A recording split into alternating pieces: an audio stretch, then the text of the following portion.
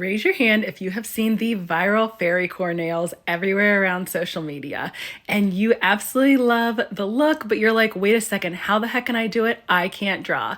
What's up, nail crew? It's Nicole, your fellow nail obsessed DIYer. Today, I am showing you the easiest way to do these viral Fairycore nails that require absolutely zero drawing skills. Whether this is your first one of my videos or you've been around for a while, you know I am really trying to show everybody as many possible options to do nail art without gels. I actually am not allergic to gels, but I want to give everybody who is allergic or who doesn't want to buy a light or doesn't want to expose their hands to gels a lot of options. And this is one that is super easy. We're going to start off with a base of dip powder. And if you don't use dip powder, you can also use nail polish. So you want as your base, like these Fairycore nails are very shimmery, glittery, but it's fine glitter. I've seen holographic ones. That's what you want your base to be. So the base that I'm using is this off-white with like a pinkish tint. It's a flaky dip powder called Cool Beans from OG Dip Powder. And I thought that it would be so fun to do as the base for the Fairycore nails. When you're dipping a flake dip, the best way to apply it is to pour it into either a dip cup like I'm using or a cupcake liner. This way you can shake the flakes to the top and really lay your nail down nicely onto all the flakes. So you get that really iridescent look right off the start. I do the same steps if I'm dipping a glitter, flake, or foil. It works really well if you put it into like these dip cups or a cupcake liner, and then you lay your nail flat. One of the things that you want to do when you're laying your nail flat into a dip is you really want to make sure you focus on getting your dip base thin. If you apply your dip base thick and then you lay your nail onto it, it's going to soak up a lot of the powder, and that's going to make your nails thick, which we definitely don't want. It is better to have a higher number of thinner layers of dip powder than a lower number of thick layers. The less amount you do of thick layers, that's going to likely give you cracking and chipping, which you definitely don't want. So I always wipe off the majority of my dip base on the inside of the bottle, like on the rim as I'm pulling it out. This way, what I apply to my nail is like the bare minimum just to cover my nail. So the amount of base you want is just to cover your nail. You don't want so much that it's like pouring into the sides of your nail.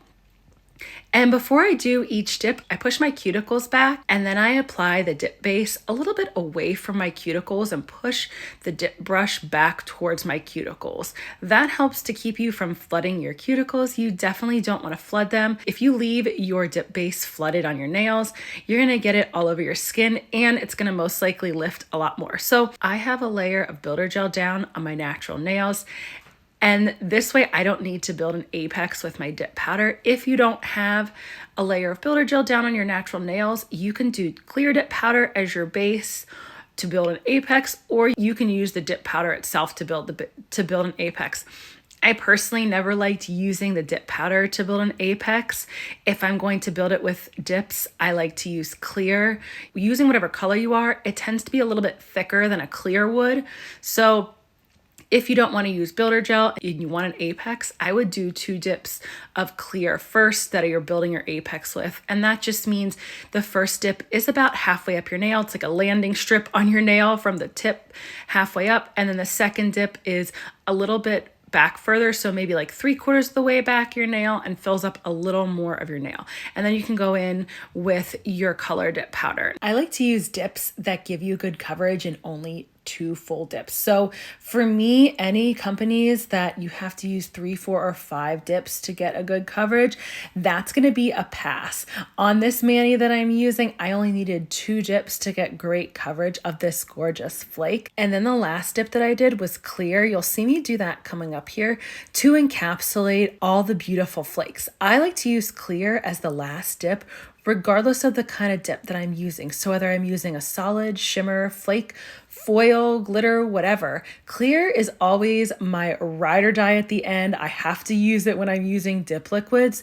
I like to buff and shape my nails really smooth after I've applied activator. So if you don't do clear as your last dip, you could possibly ruin some of your beautiful mani. So if you're doing a solid color, you might go too far into it without clear as your last dip, and then you're gonna mess up the opacity on your nails, and like you might have a little spot that looks way lighter than the others because you buffed and shaped and filed way too hard.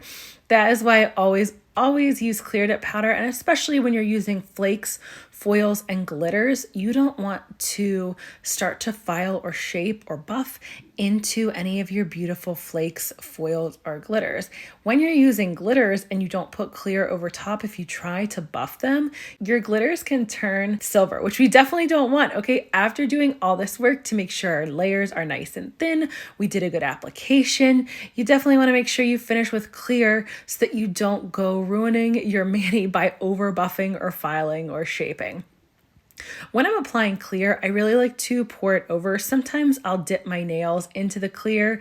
I keep a few different clears for my nails. So I have one for solids, one for shimmers, and then one for glitters, flakes, and foils.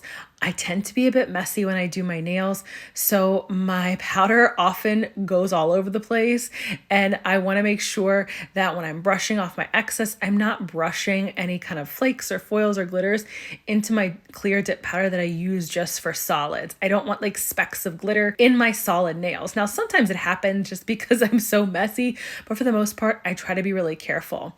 Once you're done applying your clear dip powder as your last layer, you really want to go in and brush off all the excess with a stiff nail brush. The clear that I'm using from OG Dip Powder is called Original Glass, and it is crystal clear, but all clears are not made equal. So if you're using one that's not crystal clear, brushing off is going to help it stay as clear as you possibly can. Now that we have our base down, we are going to jump into turning them into these Fairycore nails. And this is where the magic really happens on your nails. So I have this adorable plate. You need a plate that has like butterfly wings, or they're called fairy wings. And that's the kind of stamping plate you want to look for. Once you've finished dipping your nails, you want to activate, file, buff, and shape. I did all that off camera. This one I'm using from Maniology. I'll make sure I link everything down in the description. This one had a bunch of different options for fairy type butterfly wings. And I tried doing it first with a holographic color. I really thought it was gonna work and it would be able to show up really nicely against this pinkish white. But once I stamped it onto my nail, I felt like it just wasn't popping enough. And I tried it with black too, because I've seen people do the Fairycore with black, but I wasn't feeling that either. And this is part of the fun. You're doing it with whatever color that feels good to you. So I tried white on this pinkish, pinkish white dip, and it really popped. So I thought, okay, this is perfect. This is how we are going to do it. And the part that's so fun about this is you can pick a different fairy wing for every nail. You can pick whatever one you want, or you can do all the same. That's the beauty of doing these on yourself and having all these really fun options with a stamping plate, because you don't have to match them. They don't have to be perfect. When you're doing stamping, if you've never stamped before, you want to make sure that you put just enough polish to cover the image, not so much that it's flooding the image, and then when you try to scrape down, you can't get it all off. So you want to be able to scrape down firmly in 1 to 2 firm scrapes down the image and get the polish off, so that when you gently roll the stamper over top, it gives you that beautiful pickup of the image. And if you press the stamper onto the plate too firmly, it is not going to pick up the image. So I was just talking to somebody about this recently. They were struggling with how to pick up their images, and they were pressing the stamper down into the stamping plate too hard. You definitely don't want to do that. You just want to give it a very gentle roll over the image in the opposite direction that you scraped. And it is that easy. I was able to get the viral Fairycore type nails with just a couple scrapes and swipes and pressing on of this stamp. I loved how each nail was a different design. I felt like it really added a different kind of pop to the mani. And that's what's so fun about these, is you really can like work them any way that you want. Once you have the stamped image onto your dip nails, you want to take a smudge-free top coat. The one I'm using here is from Maniology. You want to make sure your entire nail is capped, including your nail tips. And I'll explain why. So for a while, I thought that I had to use a nail polish top coat after my smudge-free top coat, but I really missed my dip top coat. Sometimes I like to wear my manis for at least a week and I get really rough on my hands. So I needed to figure out a way to get my dip top coat to work over stamping. And I've tried it before where you apply clear dip powder over the stamp, but that seemed like a lot of work. So what I started testing a few weeks ago was trying to do a dip top coating over it once the smudge-free top coat has totally dried. So some of the keys to getting that to work without having any smearing of your stamp. You have to make sure that your smudge-free top coat is totally dry before you try to go in and apply your dip top coat. So that means that I let it dry for typically about 5 to 10 minutes before I try to do my top coating. And then you can go through with your dip top coat steps and do the exact same steps that you would for whatever liquids that you're using. So for these liquids from OG Dip Powder, you do heavy activator on 5 nails, and then once you get to your pinky, you count to 10, and then go back to your thumb in 2 to 3 quick, even, thin strokes that you float over your nail. You do that thumb to pinky, and then you immediately go back to your thumb to do the second layer of top coat. I've tried it with OG, and I also just tried it in my last video with CN Designer Dips, and it absolutely worked. So I was pumped that it worked so well, and I don't have to give up my dip top coat. Now that you know that stamping can add a really fun pop of nail art on your dip manis, check out this next video and we will go into more stamping. Thanks so much for joining me today, Nail Crew.